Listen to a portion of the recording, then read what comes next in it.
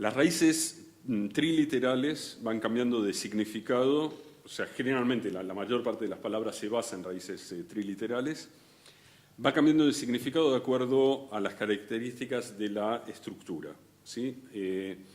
Los verbos tienen 7 paradigmas y 3 tiempos.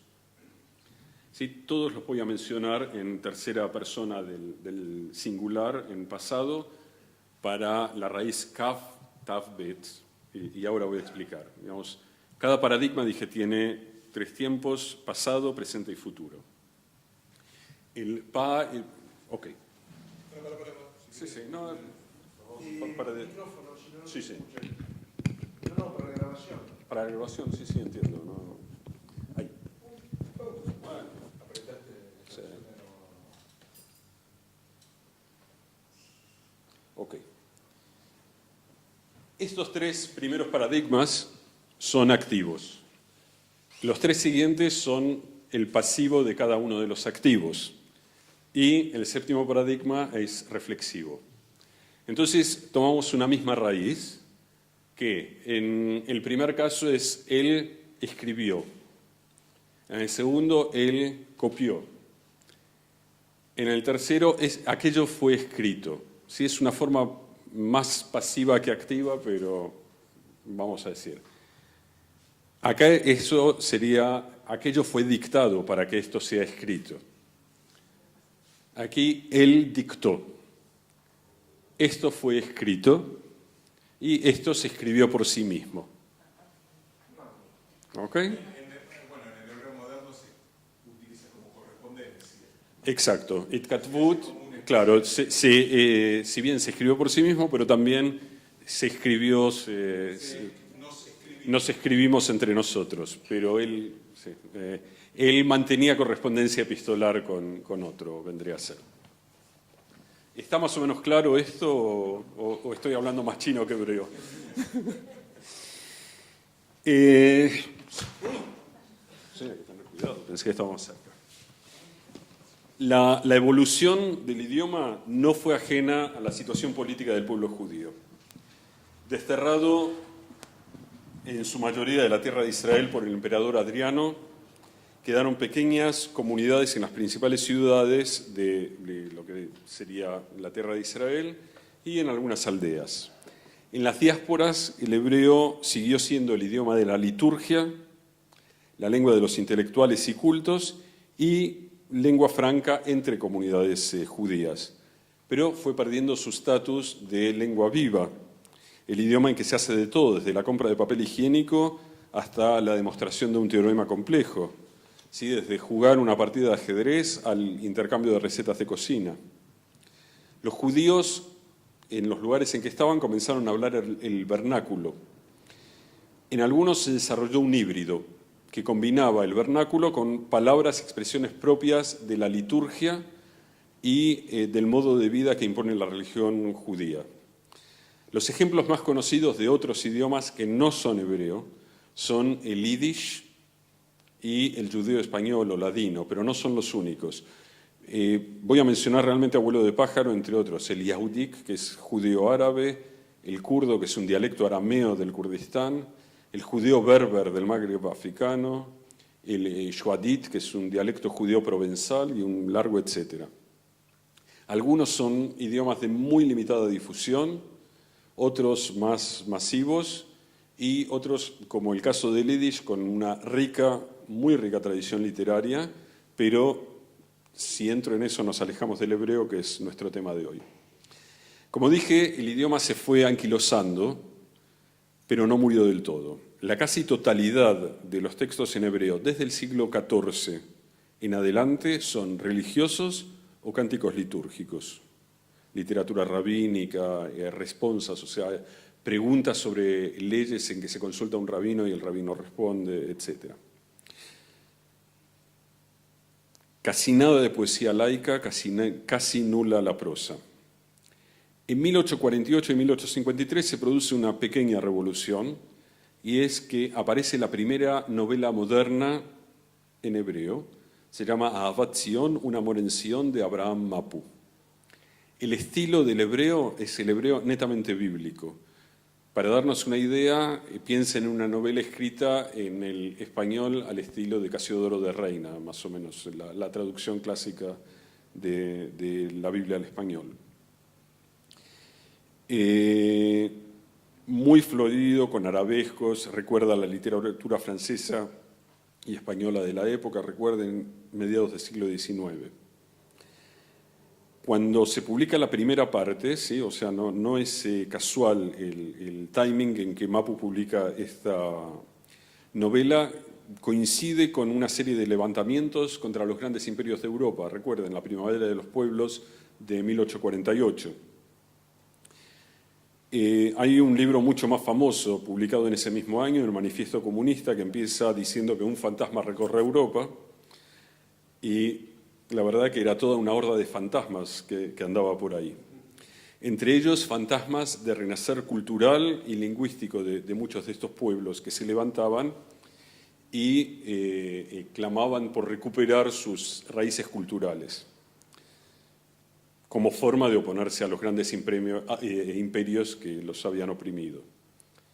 Unos años después, un intelectual judío del círculo de Marx y Engels, Moses Hess, publica Roma y Jerusalén, donde sostiene que el problema judío en Europa es un problema nacional y requiere una solución nacional, y que la solución sería quizás unir a todos los judíos en una zona geográfica soberana. Lo de Roma es porque lo compara, recuerden, 1860 y algo, ¿sí? Y lo compara con el Risorgimento de Italia bajo Garibaldi. Algunos años más tarde, más específicamente en 1896, surge el sionismo como movimiento político, y dentro de ese movimiento estalla casi paralelamente la guerra de los idiomas, para determinar en qué idioma se hablará en el futuro Estado judío. Herzl, que era el padre del sionismo político, nacido en Budapest, criado en alemán, se inclinaba por el alemán.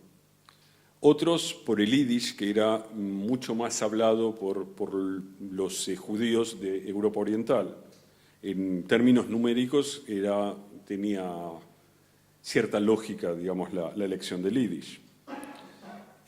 Aquí es donde entra en escena uno de esos apasionados por un tema que cuando triunfa es un profeta, un iluminado, y cuando fracasan son unos locos delirantes. El caso es Eliezer Ben Yehuda, nacido Perlman, aquí lo tenemos a Eliezer Ben Yehuda en una estampilla de 1958 para los filatelistas. Nacido como Eliezer Perlman en Bielorrusia el 7 de enero de 1858. Él insistió que nada podía compararse con el hebreo. Decidió hablar solamente en hebreo con su mujer y luego con su segunda mujer, que era la hermana de la primera, ¿sí? Por cuestiones de levirato, y con sus hijos, y se abocó a la redacción de un diccionario porque había que ayornar, ¿sí?, el idioma a las necesidades de la vida moderna, por ejemplo, la palabra teléfono u otras cosas. Entonces, fue creador de numerosos neologismos, algunos siguen en uso hasta hoy, otros cayeron en desuso y fueron reemplazados por otros. Murió en 1922, su gran diccionario se siguió completando hasta 1948.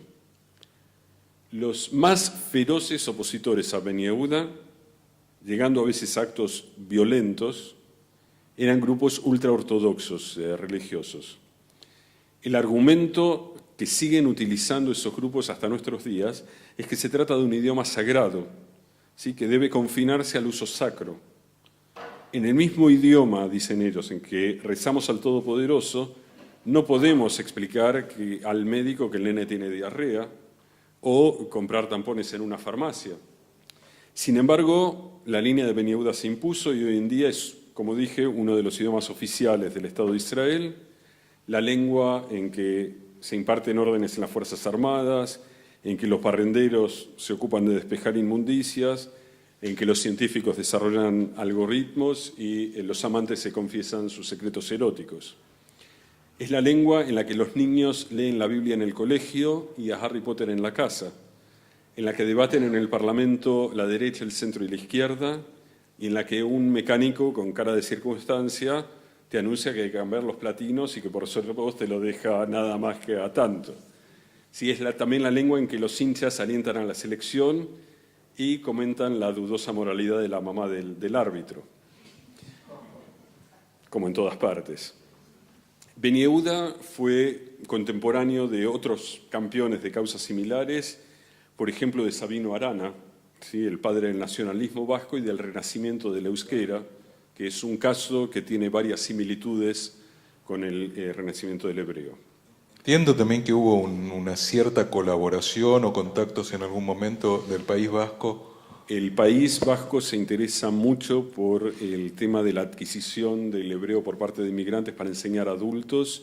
Copiaron algunas de las metodologías y bueno, tienen la institución de la Corrica y otros en que realmente hay una gran admiración por la resurrección del idioma hebreo. Sí, pero otros contemporáneos a los que hacía referencia, por ejemplo, Eliezer Zamenhof, sí que inventó el esperanto. En lugar de hacer renacer una lengua, decidió crear un idioma universal. No fue el único. En la misma época estaba Martin Schleyer, un clérigo alemán, sí que inventó el Volapük. El Volapük, curiosamente, tiene muchísimas más entradas en Wikipedia que muchos idiomas nacionales de algunos países. Eso es realmente algo curioso. Y de nuevo, el hebreo en ese caso comparte el escenario con otros idiomas que han renacido. Por ejemplo, ya mencioné el euskera, el catalán, ¿sí?, después de la opresión franquista, el gálico irlandés y el gálico escocés, que tienen ligeras diferencias entre ellos, el bielorruso y el ucraniano, etc. Algunos autores israelíes en hebreo que fueron traducidos en los últimos años al español: Amos Oz, eterno candidato al premio Nobel, Aleph Bet Yoshua, Meir Shalev, David Grossman, Bat Yagur, Edgar Keret. Edgar Keret estuvo aquí para la Feria del Libro hace unos años. Al hebreo del español se tradujeron montones de libros. Si quieren después puedo comentar, tengo una pequeña lista de autores de los últimos años. Tradujo el Martín Fierro también hace poco. Sí, no, el Martín Fierro se tradujo hace unos 50 años y es una curiosidad bibliográfica, porque realmente decir cosas como canejo y juepucha en hebreo es realmente difícil de traducir. Pero sí se tradujo Los gauchos judíos hace pocos años. Israel es país de inmigrantes. El hebreo absorbió todo tipo de influencias de estos inmigrantes, tanto léxicas como morfológicas.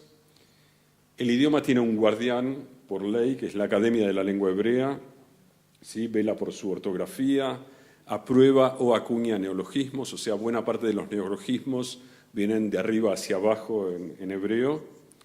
Investiga, pero a veces con una lentitud poco adecuada para el siglo XXI, entonces no le queda sino que aceptar o validar cosas que vienen desde abajo.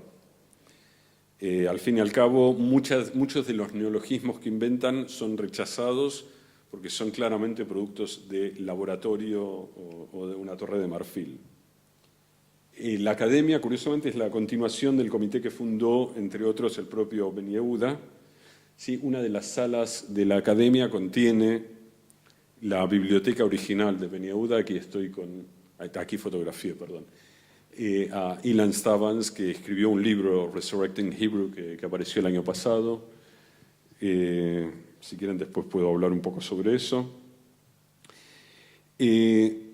Antes de finalizar, como curiosidad, una serie de palabras en castellano que vienen del hebreo, del ámbito religioso. Por ejemplo, aleluya quiere decir en hebreo, alel es elogiar y ya es el nombre divino, o sea, elogiemos a Dios. ¿Sí? Entonces, aleluya es en hebreo, también en hebreo, y se pasó tal cual a muchos idiomas europeos. Amén, y por extensión santiamén también viene del hebreo. Cábala, sábado, talego, kasher, rabino, maná, pascuas. Nombres, la mayor parte de los nombres bíblicos, y por extensión algunos sustantivos que se originan en nombres bíblicos, como el Benjamín de la familia, la famosa Verónica de los toreros, decir barrabasadas, llorar como una Magdalena, decir de un lugar que es un Edén, decir de alguien que es sodomita, es algo bíblico, ¿sí? Conceptos del hebreo moderno como kibbutz, moshav, krav maga, que es un arte marcial moderno. Y de nuevo, esto no es más que una breve introducción para un idioma varias veces milenario, con una extraordinaria tradición literaria, con un pasado realmente glorioso, un presente firme y un futuro que solamente en el futuro se sabrá. Y muchas gracias por su atención y preguntas.